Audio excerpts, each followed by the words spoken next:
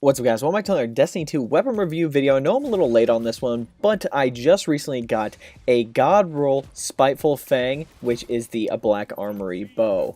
Now how to obtain this weapon, this is a Black Armory forged weapon, so you must pick up the bow frame, complete the required steps. You can forge it at either the Izanami forge, or you have the chance to get the curated version of it at the Bergusia forge. Going over the perks I have on mine, so it's lightweight frame, it's a recurve bow, draw quickly and move faster while this weapon is equipped. Next we have tactical string and then flexible string. I went with tactical string for that slight increase to accuracy. I'd rather have accuracy over stability, especially on these lightweight frame ones. Next we have carbon arrow shaft and straight fletching. Again, I went with straight fletching for the increase to accuracy. Stability is great and all, but I definitely like to hit my headshots at a further distance. Accuracy is basically like range if you didn't know. Next we have archer's tempo. Draw time decreases after every precision hit, which is always good. And then we have rampage. Kills of this weapon temporarily grant increased damage, stacks up to 3 times. I do have a rampage spec mod on it to keep that rampage timer going, and I also have a draw time masterwork. Going over the lightweight frame archetypes, so this thing is the faster firing archetype of the bows in general, which means it takes at least 3 body shots or 1 headshot, 1 body shot, or you can do 2 headshots, I suppose, to actually kill a Guardian in the Crucible. But with it being lightweight, you do have it to where you get a +2 to your mobility stat when you have this weapon out. Going over some useful mods, for PvE I would recommend, again, the Rampage mod that I have, or maybe like a minor spec mod, and for PvP I would highly recommend a targeting mod. I use Rampage mod, I didn't really feel like changing it out, and to be honest, like Rampage doesn't last that long, especially when it comes to bows, so I thought having it last longer would be more beneficial. Going over good masterwork, I would recommend an accuracy or a stability masterwork on this thing. Accuracy definitely, just because that's where this thing is lacking, but maybe for like PvE, maybe go with that draw time masterwork.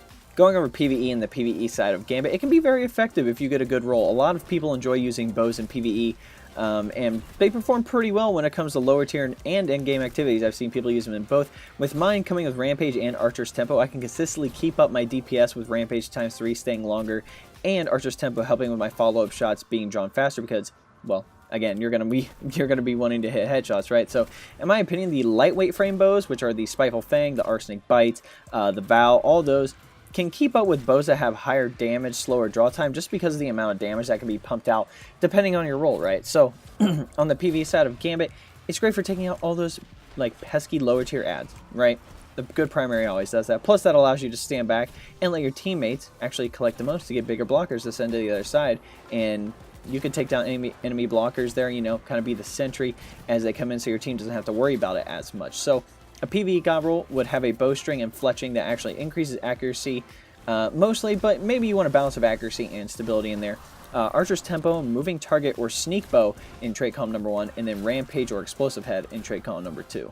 Going over PvP in the PvP side of Gambit, it performs okay, but in my opinion, the higher impact bows are more effective. Like the lightweight frame bows kill, as I said, 3 body shots, whereas the lower draw time bows can kill in 2 body shots. So I'd rather just take the 2 body shots than have to do 3. The other thing is that with this bow is when you're in a well of radiance, it can't kill in 1 hit like the other bows. So it's super unfortunate. Like you have to get at least 1 stack of Rampage and then stand in the well to be able to do it. So now, I'm not saying it's horrible, but I believe weapons like the Subtle Calamity and Le Monarch are going to be way more effective. Plus, if you encounter weak enemies, the higher damage bows have a better chance of cleaning them up versus the lower damage bows, right? So I didn't really have a great experience using it in the Crucible, but on the PvP side of Gambit, it would be alright because it can transition well between taking out those lower tier ads and spotting an invader across the map and hitting them with a bow, considering it is a distance weapon. It's made for those engagements. Now, it's not going to be as effective as those higher damage bows or weapons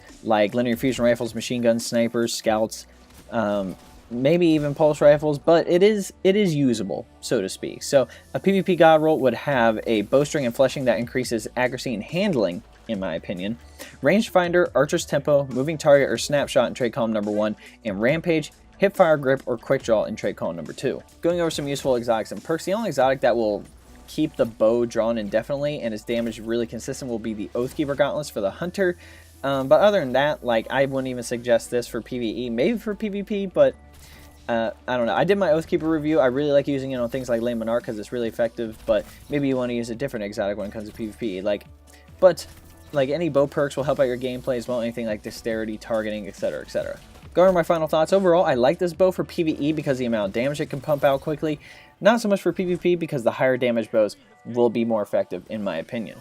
We're now at the end of the video, guys. I hope you enjoyed it, but there are 3 things I want to go over. First up, my clan, the D1 Fire Team, is looking for active players in the Destiny community. Our members play all sorts of activities from casual PvE and PvP to the endgame content. If you're actively playing Destiny 2 and want the benefits of a bigger clan, the link to join is below. It'll say clan link. All you have to do is request to join, and myself or one of the admins will approve you. If you're with a smaller clan and want the benefits of a bigger clan, and you have, like, let's say, like 7 to 10 members, I'm just using that as an example, but if you want to come over, just send me a message on any of my social media links and we'll try to get something set up.